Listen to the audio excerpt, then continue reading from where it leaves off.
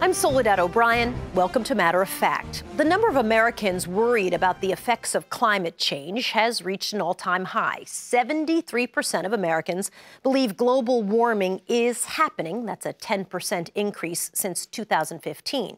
And part of that increase is because more Americans say they're now personally impacted by climate change, including millions of Americans who live along the coasts. Rising sea levels and ocean warming is leading to soil erosion, extremely powerful waves, and extensive flooding.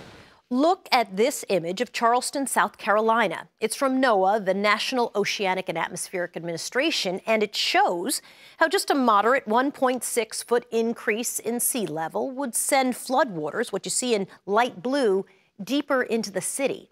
That highlighted area includes Liberty Square. It's a popular tourist destination.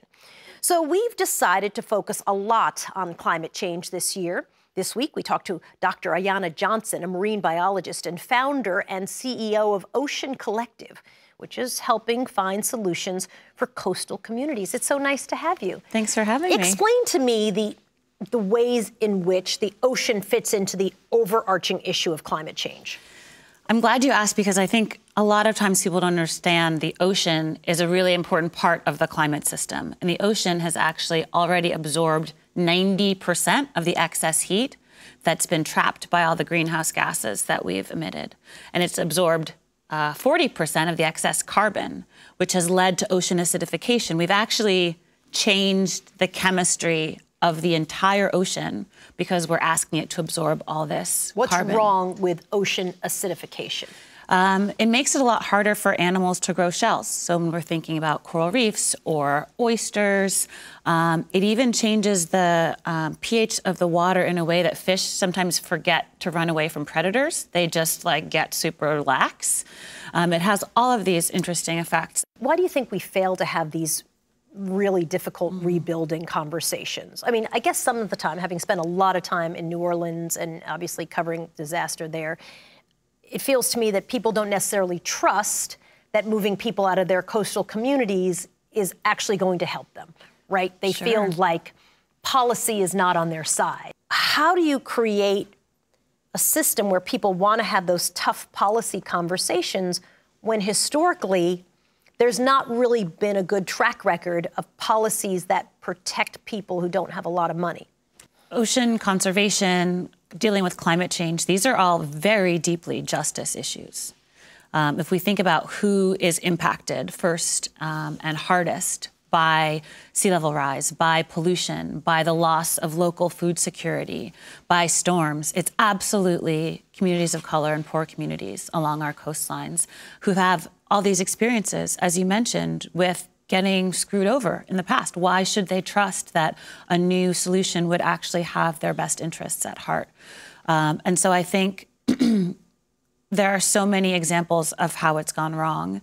There's the first Black incorporated town in the South, Princeville, is going to be the next place where we're having climate change refugees in the United States. They're native Alaskan villages that have to completely relocate because their land is no longer livable because the permafrost is melting. There's a town in Staten Island that had to completely relocate because they were hit by storms so many times. And they said, we will move if you promise this becomes a park and doesn't just get sold to developers to make a lot of money off of the loss of our community. So there are some really hard conversations that need to be had to make sure that it's not just people who have a second home at the beach and great insurance that get to come through this, okay? What do you advise people to do? I mean, I think often as an individual, you're like, yes, I get it, I see this problem, I'm distressed by this problem, but what do I personally do about it? Yeah.